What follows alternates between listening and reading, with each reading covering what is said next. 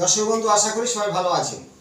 আজ হস্তরেখা বিচারে আপনার হাতের মধ্যে রাজযোগ থাকলে একদিন আপনার জীবনে রাজার মতো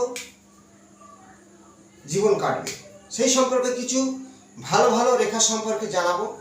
এবং রাজযোগ ভঙ্গ মানে রাজযোগ আছে কিন্তু রাজযোগটা কার্যকরী হচ্ছে না, সেই হাতের সেই রেখাটা আপনার আছে কি না জানতে পারবেন। নিজের হাতে মিলান, হস্তরেখা বিচার, বিভিন্ন তত্ত্ব, রাজযোগ এবং রাজযোগ ভঙ্গ, সেই সম্পর্কে কিছু তত্ত্ব। অনেকের ক্ষেত্রে দেখা যায় হাতের রেখাগুলো খুব ভালো, জন্মছকটা অনেকটাই ভালো, কিন্তু তার জীবনে কোনোদিন সফলতা আসেনি, খুবই বারবার কর্মক্ষেত্রে বাধা হচ্ছে। কারোর ক্ষেত্রে দেখা যায় যে যোগ্যতা আছে কিন্তু চাকরিটা পাচ্ছে না, ভালো অর্থ লোন করে নিয়ে বিজনেস শুরু করেছে, সেই ব্যবসায় ডুবে যাচ্ছে। এর সাথে কিন্তু মেন ভূমিকা আপনার বাস্তু দোষ। অনেকের ভাবনা চিন্তা বাস্তু অনেকে ক্ষতি করে দেয়, কিন্তু আপনার বাস্তু আপনি ক্ষতি করে রাখতে পারেন, সেটাও ভাবতে হবে। কারণ বাড়ি করার সময় দেখা যাচ্ছে যে বাস্তুটা, সেই যে জমিটা কোনো দিক কাটিং আছে, হয় উত্তর পূর্ব কোণ কাটিং, তাহলে শিক্ষার ক্ষেত্রে অনেকটাই সমস্যা দেবে, অর্থ দিক থেকে ঘাটতি দেবে। পূর্ব দক্ষিণ কোণ কাটা অগ্নিকোণ, তাহলে বেশ ব্যবসার ক্ষেত্রে ডাউন করবে, যে কাজ করবেন সব নষ্ট হয়ে যাবে। দক্ষিণ পশ্চিম কোণ কাটা, বারে বারে বিপদ আসবে, সব কিছু হুটকো ঝামেলা আপনার বাড়িতে সৃষ্টি হবে।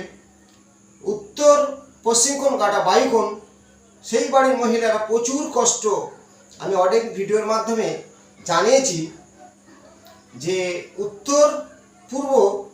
উত্তর পশ্চিম কোণ বায়ুকন্যা 300 ডিগ্রির মধ্যে যদি কাটিং হয়, বাড়ি কাটিং হয় বা সেই বাস্তু কাটা হয় দাগ, তাহলে সেই বাড়ির মহিলাদের সারা জীবন কষ্ট পাবে, মানসিক কষ্ট। সেই বাড়ির মহিলাদের কোনো সুখ আসে না।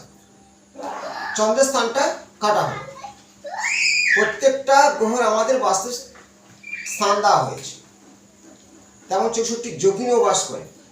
যেমন পূর্ব দিকে সূর্য, তার পাশে ইন্দ্র, ঈশান কোণ ঈশান ঈশ্বর, দেবগুরু বৃহস্পতি, অগ্নিকোণ দৈত্যগুরু শুক্রাচার্য, পশ্চিম দিকে শনি, তার পাশে বরুণ। এইভাবে বাস্তু সাবজেক্টের অনেক দেবতাদের স্থান আছে, গ্রহদের স্থান আছে, যেখানে যে নেগেটিভটা হবে সেই গ্রহ নেগেটিভ শক্তি আপনার বাড়ির সবার মধ্যে খেলবে। এইগুলো বাস্তব কিন্তু জানতে হবে। যে আমি হাতে দেখালাম যে এই রাজযোগ আছে, এত কিছু হবে, হলো না কেন, বাস্তবটাও দেখতে হবে। তা দেখুন, এই হাতটি আছে, প্রথম এটাকে বলা হয় বৃহস্পতির ক্ষেত্র থেকে আয়ুরেখা মণিবন্ধন পর্যন্ত এসেছে। দীর্ঘায়ু, মস্তিষ্ক রেখা মঙ্গল, ভালো বুদ্ধি শিক্ষা অর্জন করতে পারবে। এটা হৃদয় রেখা। হৃদয় রেখা তিনটি শাখা হৃদয় রেখায় যদি থাকে দেখবেন ত্রিশূলের আকার, একটি শনির দিকে, আর একটি বৃহস্পতির ক্ষেত্র, আর একটি নিম্ন মঙ্গলগামী। তিনটি রেখা ত্রিশূল আকারে যদি আপনার হৃদয় রেখার মাথায় থাকে, এটাকে বলা হয় একটা রাজযোগ। এই রাজযোগ থাকলে কি হয়, সে নারীর হাতে বেশি দেখা যায় ভালো বাড়ি গাড়ি এবং অর্থ, জীবনের সুখ শান্তি ভোগ করে থাকে। তাহলে অনেকের হাতে আছে, প্রশ্ন আসবে যে আমার হচ্ছে না কেন, বাস্তর কিছু নেগেটিভ থাকে, সেইগুলোকে বাধা সৃষ্টি করে দেয়। আর একটা রাজযোগ দেখাবো, এটা দেখালাম। এবারে এটা হৃদয় রেখা, সিম্পল আছে। এই যে ভাগ্য রেখা মণিবন্ধন থেকে শনির ক্ষেত্রে যায়, শনির পর্বত পর্যন্ত যায়, ভাগ্য রেখা বলা হয়, ওটাকে ঊর্ধ্ব রেখা বলা হয়, ওটাকে শনি রেখা বলা হয়। একটি শাখা দেখবে এই বৃহস্পতির দিকে ধাবিত হয়েছে, আর একটি অভির দিকে ধাবিত হয়েছে। যদি ঊর্ধ্ব রেখা একটা বৃহস্পতিগামী, একটা শনি, একটা রবির দিকে, তাহলে বৃহস্পতির যে গুণাগুণ ধীর, জ্ঞান, শিক্ষা, তার মধ্যে থাকবে। শনি হলো ন্যায় নীতি, কর্মের ফলদাতা, কর্ম, রবি হলো যশ সম্মান খ্যাতি দিতেই থাকে। আর এই যে রাজযোগটা এটা দেখালাম, একটি শনির দিকে আর একটি বৃহস্পতির দিকে, একটা মঙ্গলের দিকে। মঙ্গল হলো ভূমিপুত্র সম্পত্তি, বৃহস্পতি জ্ঞান, আর শনি হলো কর্ম। এই তিনটি করে ফলা ঊর্ধ্বরেখার উপর থাকলে রাজযোগ বলা হয়। কিন্তু এই রাজযোগগুলো অনেক সময় কাজ না করার কারণ, এই রাজযোগগুলো কাজ না করার কারণ হলো আমরা বাস্তব। আরো একটা রাজযোগ দেখো, এটা রবির ক্ষেত্র। রবির ক্ষেত্রে কোন রেখা ঠিকই ভাগ্য রেখা থেকে উঠে রবির ক্ষেত্রে গিয়েছে, আর একটা শনির ক্ষেত্রে, আর একটা বুধের দিকে। তাহলে শনি কর্ম, তার মধ্যে থাকবে কর্মের রাস্তা খুব ভালো থাকবে, যে কাজ করবে সফলতা দেবে, সেটা বিলাস ব্যবসা, গাড়ি ব্যবসা, এই ধরনের। কেউ ভালো উচ্চ র্যাঙ্কের শিক্ষা লাভ করতে পারে, কারণ রবি সম্মান যশ। আর একটা হলো বুধ, বুধ হলো ভালো বিজনেস করতে পারে। তাহলে ভাগ্য রেখা থেকে রবির ক্ষেত্রে রেখা যেটা ঊর্ধ্ব দিকে যায়, তিনটে ফলা তিন দিকে গেলে সেই তিনটে গ্রহর সাপোর্ট সে পাবে। এই ধরনের রাজযোগ বলা হয়। এই যোগগুলো যথেষ্ট মহা শক্তিশালী যোগ বলা হয়।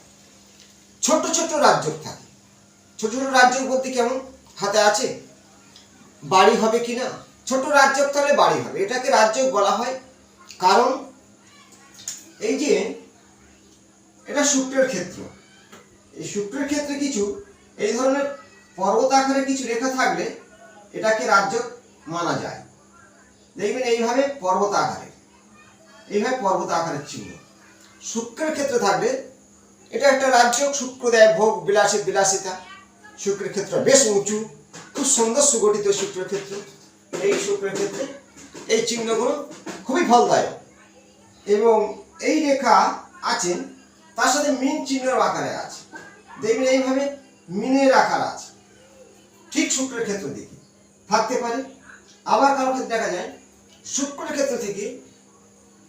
ক্ষেত্র থেকে কোনো রেখা যদি এইভাবে বুধের দিকে ধারিত হয়ে যায়, এই শুক্রের ক্ষেত্র বুধের দিকে ধারিত হয়ে যায়, তাহলে এটাকে একটা রাজযোগ বলা হয়। শুক্র ভোগ, বিলাসী, বিলাসিতা, বুধ হলো বুদ্ধি। এইভাবে রাজযোগগুলো আমরা হস্তরেখার মধ্যে বিচার করে থাকি। এবার ছোটখাটো কেমন, অনেকের চেষ্টা থাকে আমরা একটা বাড়ি হবে, তো বাড়ি করা রেখা আমি অনেক ভিডিওর মাধ্যমে দিয়েছি। আমার হস্তরেখা বিচারের না হলে ম্যাক্সিমাম 200-র উপর ভিডিও দেওয়া আছে, দেখলে আপনারা শিখতেও পারবেন। এই যে আয়ুরেখা আছে, ছোট্ট ছোট ত্রিভুজ, ছোট্ট ত্রিভুজ, এগুলো কিন্তু আপনার বাড়ির ইঙ্গিত দেয় যে আপনার বাড়ি হবে। আর হৃদয় রেখা ছোট্ট ত্রিভুজ, এগুলো বাড়ি। মস্তিষ্ক রেখার উপরে ছোট ত্রিভুজ, ধরে এই মস্তিষ্ক রেখা ছোট ত্রিভুজ আছে এবং হৃদয় রেখার উপরে আছে, আমরা বাড়ি হবে। অনেকের ক্ষেত্রে দেখা যায় এই ক্রস আকারে হয়েছে এইভাবে, যেটাকে বলা হয় গুহ্য কস, জ্ঞান কস। এই ক্রসটাকে আমরা জ্ঞানের আধার বলি, গুপ্ত বিদ্যা বলি, কিন্তু এটাকে বাড়ি আমরা অনিবার্য হবে। যার হাতে এই যে ক্রস থাকবে, হৃদয় রেখা মস্তিষ্ক রেখা সংলগ্ন ক্রস তৈরি হবে ত্রিভুজ আকারে, তার একাধিক বাড়ি হবে, অবশ্যই হবে। মিলে দেখুন যে আপনার বাড়ি হবে। সম্পত্তি কিভাবে হবে, সম্পত্তি হবে এটা মঙ্গলের ক্ষেত্র। মঙ্গলের ক্ষেত্র কোন রকম ত্রিভুজ বা চতুর্কোণ চিহ্ন থাকলে এটা মঙ্গলের ক্ষেত্র। ত্রিভুজ থাকতে পারে বা এখানে চতুর্ভুজ চিহ্ন থাকতে পারে। এই চিহ্নগুলো মঙ্গলের ক্ষেত্রে খুবই ফলদায়ক। মঙ্গলের ক্ষেত্রে উঁচু, ত্রিভুজ বা চতুর্ভুজ, সম্পত্তি থাকবেই, এটা মিলে নেবে। রাজযোগের মানে কি, সে রাজা, সম্পত্তি আছে, বাড়ি আছে, গাড়ি আছে, এটা হলো মূল কথা। অর্থ নেই, দারিদ্রতা। অর্থ না থাকার কারণ যদি শুক্রের ক্ষেত্র কারণ মলিন হয়, এই ক্ষেত্রটা চিহ্নটা কোনো রকম মলিন, কোনো রেখা নেই, অস্পষ্ট, খালা, ডাবা, নীলচে রং, শুক্র নেগেটিভ হলো। আর এই রবির ক্ষেত্রে কোনো রেখা নেই, এই রবির ক্ষেত্রে কোনো রেখা নেই। রবি শুক্র দারিদ্রতা। রবি শুক্রকে দারিদ্রতা বলা হয়। রবি ভালো থাকলে সম্মান, যশ, পিতার সাহায্য। শুক্র ভোগ বিলাসী। এইগুলো আমাদের গ্রহদের কারকতা। যদি আপনার হাতে এই ধরনের কোনো রাজযোগের সিম্বল থাকে তাহলে নিজে মিলে দেখুন যে কোন চিহ্নটা আছে, এবং বাস্তু আপনার জীবনের সবচেয়ে বড় ভূমিকা। আর রাজযোগ ভঙ্গ হয় কিছু লক্ষণ দেখুন। কোনো রেখা এইভাবে কেটে দেয় আড়ভাবে, এইভাবে এই রবি রেখা আছে আড়ভাবে কেটে দিয়েছে, অসংখ্য রেখার দ্বারা ছেদ করেছে এইভাবে, তাহলে কিন্তু ওই রাজ্য ভঙ্গ হয়ে যাবে, সব কিছু বাধার মুখে পড়বে, কোনো কাজ হতে দেবে না, অর্থ আসবে না, একাধিক শারীরিক অসুস্থ হয়ে পড়বে, অর্থ নাশ হয়ে যাবে যদি আড়ভাবে কোনো রেখা কাটে। ঊর্ধ্ব রেখা কি আড়ভাবে কেটে দিলে, ধরা যাক এটা ঊর্ধ্ব রেখা, এই আড়ভাবে কেটে দিচ্ছে দেখবেন, এগুলো কিন্তু অশুভ লক্ষণ। আমরা জীবনে সারা জীবন চেষ্টা করলে সুখ শান্তি আসে না, শরীর অসুস্থ, অর্থ কষ্ট, মানসিক চাপ। আর এই রেখার যত বেশি রেখা দারিদ্রতা, এটা জানবে। আর হাতের রং এবং মাউন্ট যে পর্বতগুলো উঁচু থাকা, রেখা নেই, যদি এই প্রত্যেকটা ক্ষেত্র উঁচু হয়, পর্বতগুলো খুব সুন্দর হয়, তাতে আপনার জীবন সফলতা লাভ আসবেই। এগুলো নিজের হাতে মিলান। আড়ে রেখা থাকলে বাধার মুখে পড়বে, বাস্তব নেগেটিভ থাকলে সব কিছু ধ্বংস হবে। আপনার সমস্যা কমেন্টে জানতে পারেন, লাইক শেয়ার করবেন, ভালো থাকবেন, নমস্কার।